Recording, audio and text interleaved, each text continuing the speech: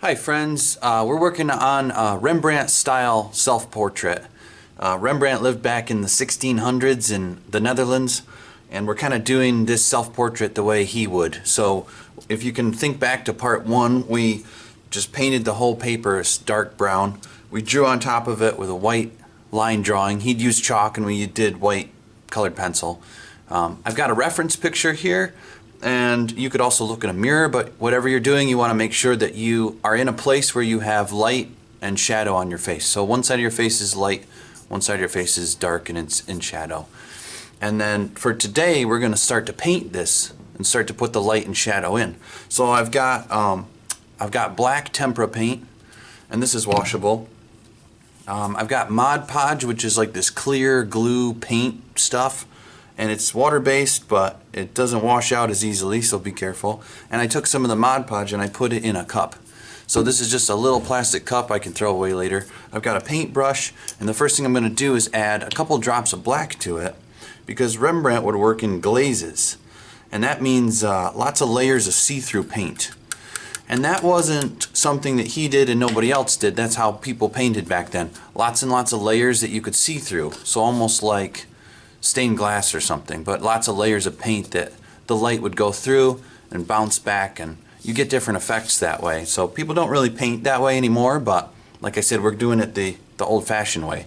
So I put a couple drops of black tempera paint in my Mod Podge. I'm going to mix this up. I'm going to make a black glaze, and that's going to be good for anything that's dark, any of the dark shadows. So if you squint your eyes and look at your photo, or you squint your eyes and you look in the mirror and you see anything that's really dark, even on your face, anything that's dark, we're going to do with the black glaze. So that's going to be step one. So I'm going to mix this up really well.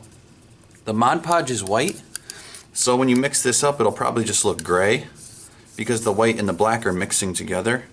But you have to trust it. When this dries, it'll just look like see-through black paint. So a layer of black paint that you can, kind of look through, and you'll see the brown behind it. So now I'm just going to be really brave. I'm going to look at my photo, and any place where it's dark, I'm going to paint this on. And your drawing is just to help you, right? So if you want to adjust things and change it, if you're looking and the shapes don't look quite right, now that you are on a different day and you come back and you might look at it and you might say, well, this doesn't, I made the ear too big, I'm going to make it a little bit smaller today. So people are going to see your painting, not so much your drawing. So today's a good day to adjust it. So it looks like I'm just brushing on gray, but like I said, you have to trust it and know that when it dries, it'll turn black again. It'll just make it even darker. So I'm going to go through, and everywhere that I see dark stuff, I'm going to paint that into my painting. I went through, and everything that I saw that was dark, I put black glaze on top. And you might look at it and notice that there are dark spots, and then there are places that are even darker. So like the shadow on the side of my face is dark, but I'm looking in my hair, the shadow is even darker, which makes sense because my hair is darker than my skin. So the way you would make something darker is you let it dry with the glaze, and then you just put another layer on top. And you can put as many layers on top as you want, and it's just going to look cool because you can still see through it. So it's hard to see on the camera, it's hard to see in a picture, but if you see it in real life, it looks cool. So anything that's super dark, maybe like the hole in my ear here, I can put it on real thick and let it dry, and that'll be even darker. But it's still a glaze, so you'll still be able to see through it. And these are called accents. Right now I'm going through and I'm doing the very darkest things. So like the little black dot in your eye, the pupil, could put a little accent there.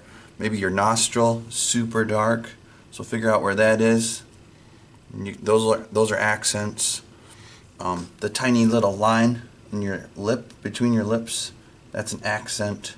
So I just go through and just make another layer on top of the dry paint and do all the super dark stuff that way, and then let that dry.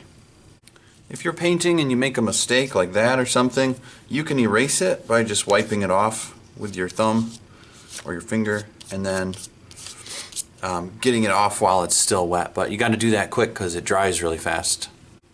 I'm done with all my shadows and my accents, so now I'm going to wash my brush out really well before it dries, because this will turn to plastic if I don't wash it out right away.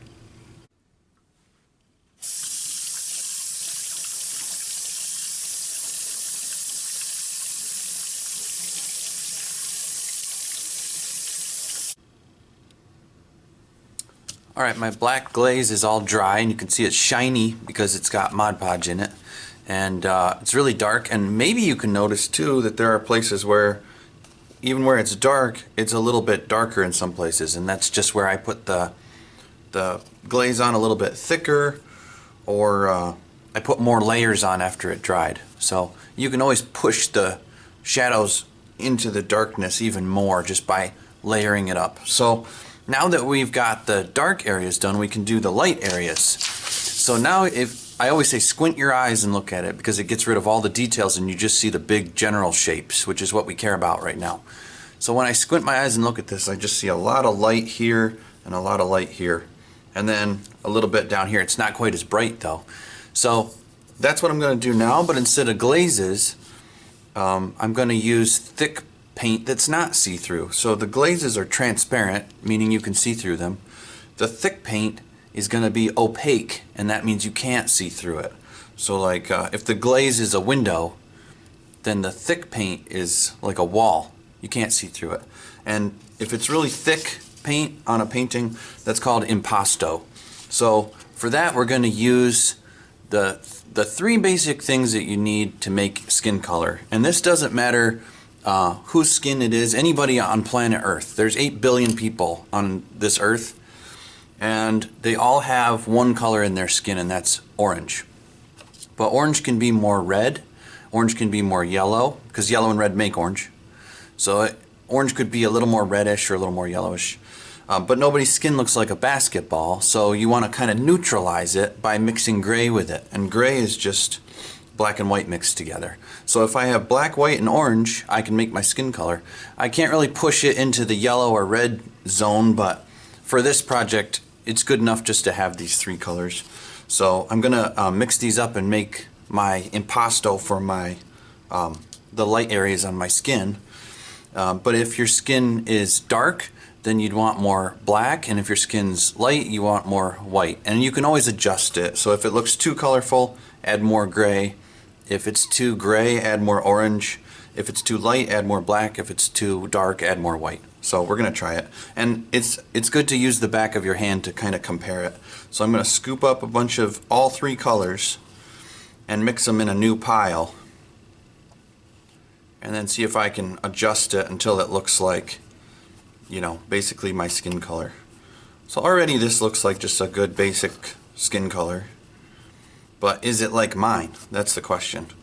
So if I hold the back of my hand here, it looks a little bit gray and it looks a little bit dark to me. So I'm going to add a little more orange to it and a little more white to it to make it more colorful and a little bit lighter. There we go. That's starting to look more like it. That might be too orange. I'm just going to add a little bit more white. There we go. So like I said, you can just keep adjusting it, making it darker, making it lighter, making it more colorful until it looks like the back of your hand. And then we'll just put that in real thick anywhere that the light's hitting, right? So the light's hitting right here. And still you want to think about the shapes, right? I can see a line. This is really straight, and in my drawing I made it kind of round, so I can go through and just kind of fix that a little bit. And in your forehead, that's probably a place where the light kind of fades into the shadow, because if you notice, you know, your forehead's kind of round, almost like a ball. So that would be a place where the light would fade, the value would fade. So what you can do is put your light value in and then just kind of blend it with your finger like this, and that'll just kind of help it, you know, fade into the shadow a little bit more. So it's just a little bit more realistic that way. And just figure out where that would be. And just kind of look at your photo. And then right on down the bridge of my nose, the bridge of your nose is like this, you know, the edge of it that sticks out. So there's a real, you know, hard line there. So I could paint that in. and then under my eye and on my cheek right here, right? So just think about the shapes and then just put the colors in where you'd see it.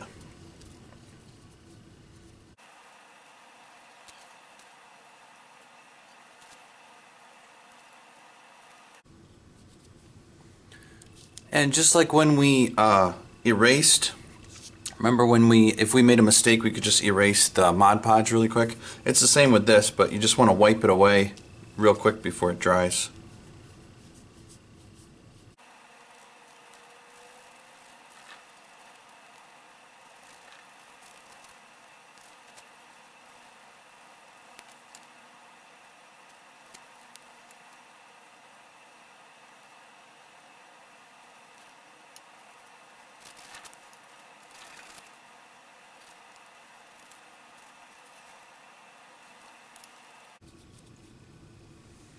Okay, so just like before when we did the shadows, but then we went back and did the very darkest things, what we can do is go back to the light areas and mix an even lighter color and just add that in the very lightest spots. And the darkest darks are called the accent, while the lightest lights are called the highlights.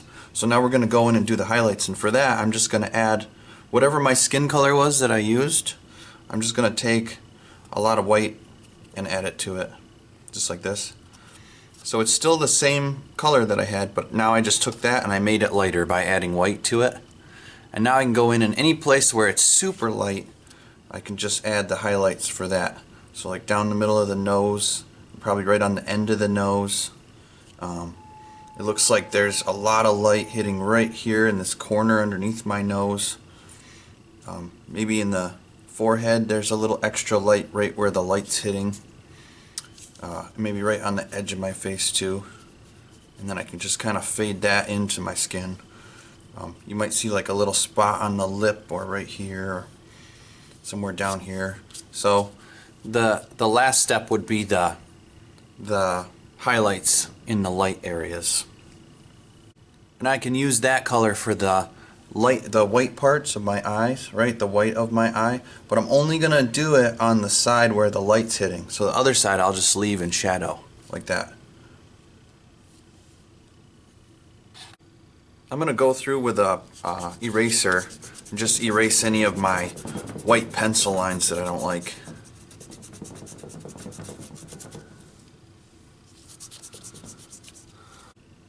There's one more thing we need to do, and that's varnish the painting. So I've got a cup with just Mod Podge in it, and it looks white, but you know it dries clear. And you'll probably notice that some parts of your painting are shiny, and some parts are, more matte. They're just kind of flat looking. They're not shiny. So we're gonna put a varnish over this with just straight Mod Podge. It'll make the whole thing shiny and make it come together. And because I'm going right to the edges of my picture, I'm just gonna use some scrap paper to cover my workspace. And then I've got a big clean dry brush. And here's the thing, you've got to do this really fast. If you go slow and careful like this, you're going to have all these streaks. And it'll just look cloudy and foggy, and it'll kind of ruin everything. So this should take you about 30 seconds to do. You just have to be really brave. Paint over your whole painting and then just leave it. Don't mess with it. Just let it dry completely. Okay? And you want to wait till this is all dry to do that.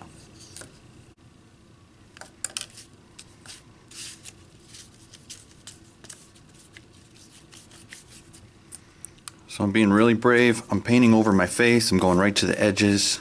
I'm not being careful. I'm okay with my brush strokes showing. If I miss a spot or two, that's okay. But like I said, you just want to do it real quick. Nice thick layer. And then we're just going to leave it alone and let it dry completely.